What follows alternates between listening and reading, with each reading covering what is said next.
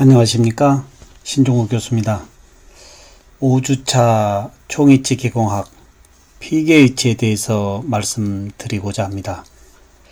벌써 2학기 시작된 지가 5주차 진행되어지고 있죠. 저는 오늘 현재 집에 서재에서 여러분들의 선행학습 영상을 준비해서 이제 발표하고 있습니다. 벌써 시간이 오후 4시가 넘어가고 있죠. 여러분들 주말에 아르바이트에 문제 없도록 하기 위해서 저도 바쁘지만 좀 더 수업의 효과를 높이기 위한 선행학습 영상 발표하고자 합니다. 2학기에 만난 여러분들 참 열심히 학습하고 있는 부분, 모든 부분에 감사를 드립니다. 4주차까지는 이제 총이치의 전반적인 전 제작 과정에 이 의치상의 수리, 인공치 수리, 그리고 조직의 이 퇴축에 따른 이 첨상과 그리고 이 개상에 대해서 여러분들 학습했죠? 이제부터는 지금까지 학습한 총이치 전반적인 이론적인 배경의 지식을 바탕으로 이제 오버덴처의 PKH 쪽을 여러분과 같이 학습하고자 합니다. PKH 과연 뭘까요? 즉 오버덴처라고 하고 시간적으로 5분 전 12시라고 얘기하면 이해가 될까요? 좌측의 이 그림에서도 보시다시피 루트는 있는데 위에 치간부가 없는 상태, 즉 구강 내에 남아있는 잔존 지대치가 지대치로 이용하기에 부적당할 경우 치간을 잘라내고 치근만 남긴 상태에서 신경치료 즉 근간치료 후에 이러한 치근을 이용한 총이치 제작을 전반적으로 PKH 즉 오버덴처다라고 말할 수 있습니다. 그러면 지금 치간부는 우식이나 기타 어떤 요인에 의해서 지대치로 사용하기가 어려운 경우, 이 치근이 튼튼한 경우 굳이 치아를 발치할 필요는 없겠죠. 즉 치근 부분만으로도 이제 총이치의 유지의 안정성을 높일 수 있는 이런 부분이 이번 5주차에 학습하고자 하는 5분 전 12시에 PKH 오버덴처다 이겁니다.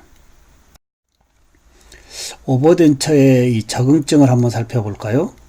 지금 보시다시피 어떠한 우식에 의해서 구강 내 우식에 의해서 치간부는 이미 우식이 진행되어지고 있죠.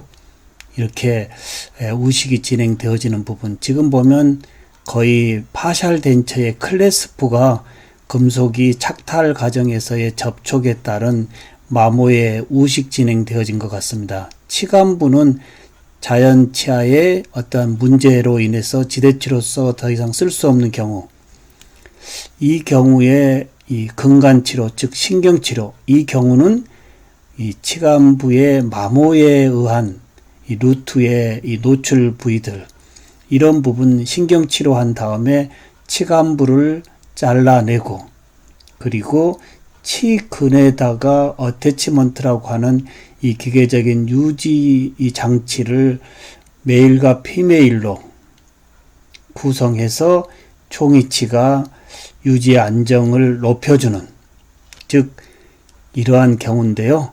어떨 때 적응하느냐 이겁니다. 치아가 아직 조금 덜 발달할 경우, 구개 파열이나 예가적 결점이 있는 경우, 그리고 치아에 이렇게 마모가 심한 경우, 그리고 무치약 환자의 임플란트에 이용되어지는 경우, 잔존된 치아가 국소이치 지대치로 이용하기에 부적절한 경우, 이러한 경우 등이 대표적인 오버덴처의 적응증이다 라고 할 수가 있고요. 장점을 한번 살펴볼까요? 장점은 우선 환자의 구강에 치아가 하나도 없다라고 하는 이 심리적인 이 불안정보다는 루트라도 하나 남아있다라고 하는 이러한 이 심리적인 안정감이 우리 노인들에게 훨씬 더 좋겠죠. 그리고 잔존 치조골의 적은 흡수, 즉 루트라도 잔존되어져 있는 경우에 치조골의 흡수는 상당히 더디다고 하는 거예요.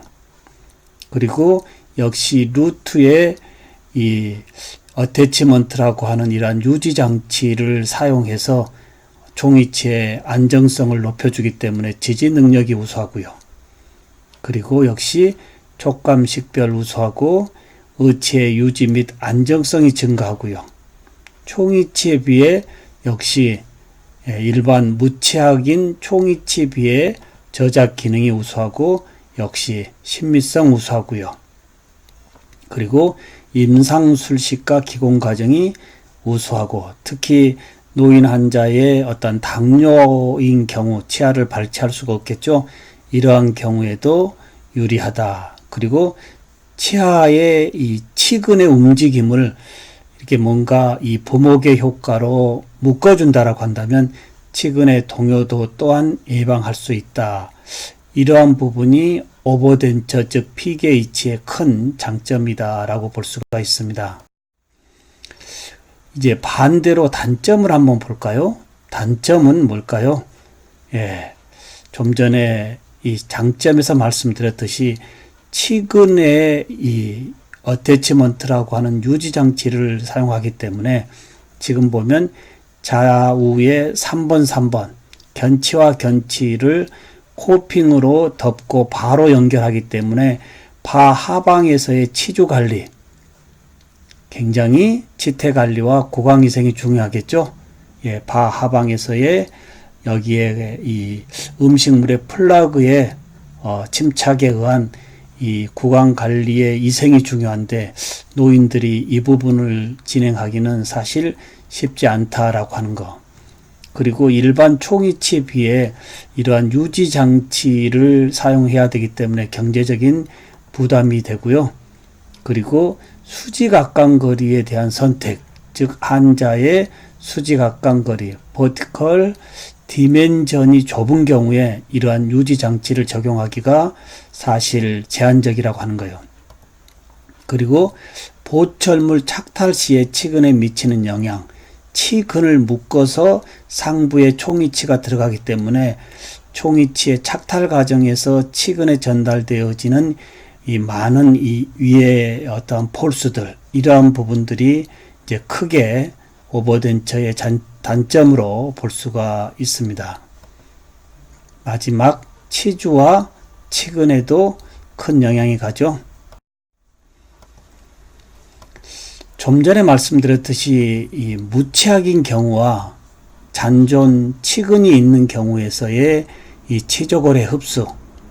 자, 이러한 무치약인 환자인 경우에 총이치를 장착한 후 5년 뒤에 이 치조골의 흡수가 거의 플랫하게 흡수가 되어지죠. 즉 6.6mm의 치조골의 흡수에 퇴축의 진행이 빠른데요. 루트라도 이렇게 아직 잔존되어져 있다라고 한다면 역시 5년 뒤에는 현재 한 0.8mm 정도의 치조골의 퇴축이기 때문에 오버덴처의 적응증도 높일 수 있지만 잔존 치조골의 흡수 또한 지연시킬 수 있는 부분이 오버덴처의 PGH다라고 볼 수 있습니다. 여러 가지 이제 이 지대치의 형태에 따른 분류가 있는데요. 먼저 베어르 투 페이스와 메탈 코핑이 있습니다. 베어르 투 페이스는 다시 말씀드려보면 이제 실제 치간부를 잘라낸 치근의 상태를 노출시키고 노출시킨 상태에서의 총이치를 제작하는 범위를 베어르 투 페이스라고 하고요. 이제 반대로 이 메탈 코핑은 즉 치근 상부에 크라운이라고 하는 이 코핑을 덮어서 이제 상부에 총이치를 제작하는 경우, 다시 말씀드려보면 베어르 투 페이스는 노출된 치근 상부에 뭔가 피개시키지 않고 그대로 유지 장치를 쓰는 부분, 반대로 메탈 코핑은 치근 상부를 이런 코핑으로 덮어서 그 다음에 유지장치를 이용하는 이 두 가지가 오버덴처의 이 지대치 형체에 따른 분류로 볼 수가 있습니다. 첫 번째, 베어러 투 페이스 다시 한번 정리해 볼까요? 즉, 치근에 여기에 뭔가 크라운을 씌우지 않고 노출된 상태, 근간 치료한 다음에 노출된 상태에서 그대로 상부에 총이치를 우리가 제작하는 이 부분이 베어러 투 페이스의 지대치 형태라고 하고요. 이제 메탈 코핑은 근간 치료한 다음에 여기에 크라운이라고 하는 코핑을 덮어서 상부에 이제 총이치를 올려주는 이 부분이 메탈 코핑이고요. 이때 메탈 코핑은 치근의 이 잔존되어진 상황에 따라서 좀 긴 코핑, 짧은 코핑, 이 중간 코핑 정도로 나눌 수가 있습니다. 오버덴처의 분류를 한번 해볼까요? 자, 그러면 첫 번째 스터드 어태치먼트가 있고요. 두 번째는 바 어태치가 있고요. 세 번째는 매그네틱 자석 어태치먼트가 있습니다. 첫 번째는 스터드 어태치먼트, 즉 여러분들 우리 외출할 때 옷을 입는 옷을 서로 여밀 때 이용되어지는 똑딱이 단추 기억나나요? 즉 치근 상부에 똑딱이의 이 메일 남성 부 쪽이 치근에 부착되어지고요. 그리고 틀니의 덴처 내면에 피메일 파트가 들어가서 서로 메일과 피메일이 결합되어지면 이 유지 원리에 의해서 빠지지 않고 노인들이 좀 더 행복한 총이치를 제작할 수 있는 이 부분이 스터드 어태치먼트라고도 얘기합니다. 그리고 두 번째에 이 바 어태치먼트, 좀 전에 바 어태치먼트 하기 전에 이쪽이 치근부가 되겠고요. 여기는 덴처 파트가 되는데 치근 상단에 똑딱이 단추의 메일 파트, 덴처 내면에서의 이 피메일 파트가 서로 덴처가 구강 내에 끼워지면 이 원리에 의해서 빠지지 않는 이 부분이 스터드 어태치먼트다라고 볼 수가 있습니다. 이제는 마지막에 마그네틱 어태치먼트, 즉 자석과 자석으로 이용되어지는 것이 아니고요. 1차 파트에 자석에 잘 붙는 매그네틱 자성 어태치먼트가 되겠고요. 그 다음에 덴처에서는 자석에 이 서로 끌어당기는 흡인의 흡착력에 의해서 들러붙는 이러한 부분이 오버덴처의 세 번째 마그네틱 어태치먼트다 이겁니다. 오늘 5주차에서는 큰 틀에 오버덴처 즉 총이 피계 이치의 총론을 하고요. 6주차부터는 스터드, 바 어태치, 매그네틱 어태치먼트에 대해서 세부적으로 여러분들과 학습을 할 겁니다. 자, 이 부분이 이제 스터드 어태치먼트를 이용한 바 어태치먼트가 되겠죠. 치근의 메일 파트, 덴처의 피메일 파트가 서로 끼어짐으로 인해서 빠지지 않는 루트 한 개라도 있는 경우가 훨씬 유리하다고 말씀을 드렸죠. 이 부분이 좀 전에 치근과 치근, 크라운과 치근을 연결한 부목효과의 막대 바 어태치먼트. 자, 좀 전에 빠졌던 마그네틱 어태치먼트 다시 한 말씀을 드려볼까요? 마그네틱 어태치먼트는 치근의 이 코핑, 여기에 자석에 잘 달라붙은 이 자성체를 넣어주고요. 상부의 덴처에는 이 자석을 끼워줌으로 인해서 서로 끌어당기는 자성체의 이 흡인력에 의해서 들러붙는 부분이 오버덴처의 세 번째 마그네틱 어태치먼트다라고 보면 되겠습니다. 그리고 오버덴처의 치료 순서를 보면요. 먼저 지대치를 선택해야 되겠죠. 그리고 불필요한 부분은 발거해야 되겠고요. 그리고 괜찮은 것은 치주치료 및 신경치료의 근간치료를 해야 되겠고요. 그리고 임시덴처를 제작해서 치조의 어떠한 치료가 끝날 때까지 임시의치에 어떠한 교합상, 환자의 구강의 상황을 그대로 인도받을 수 있는 그 부분에 지대치 완성하고요.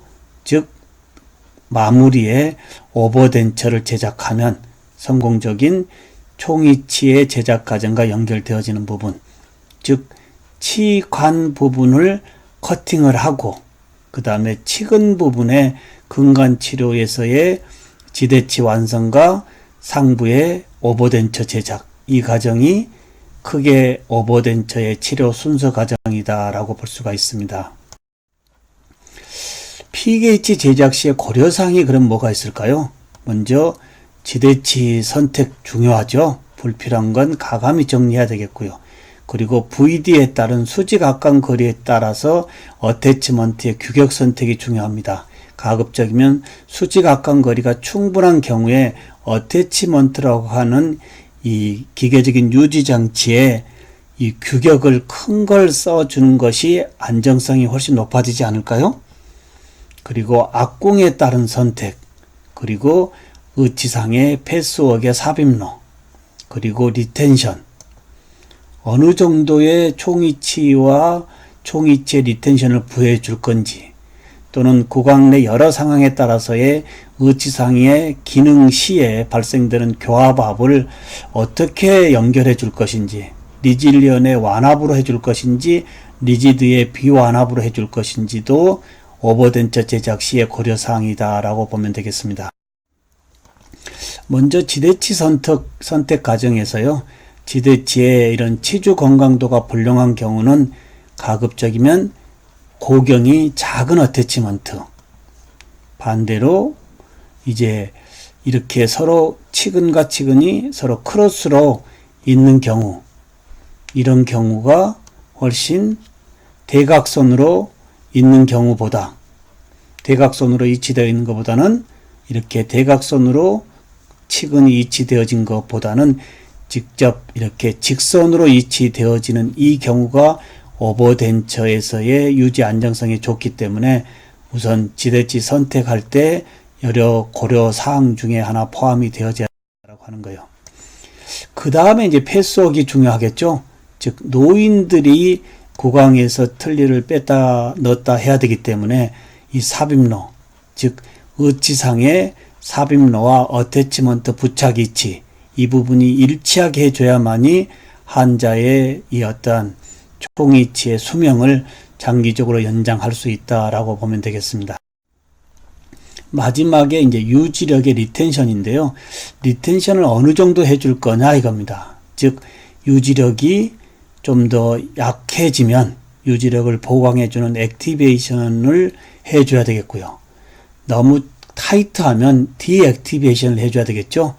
이 부분 유지력은 너무 강하게 해주는 것보다는 환자가 요구하는 정도의 유지력 정도가 적당하다라고 보면 되겠습니다. 왜냐하면 메일과 피메일의 이 적합도가 너무 세면 이 뺐다 넣었다 할 때마다 가해지는 여러 가지 폴스가 잔존 치근의 이해작용으로 나타나기 때문에 기능 시에 문제되지 않을 정도의 요구되어지는 유지력, 이 부분이 오버덴처에서의 리텐션 폴스다라고 보면 되겠습니다.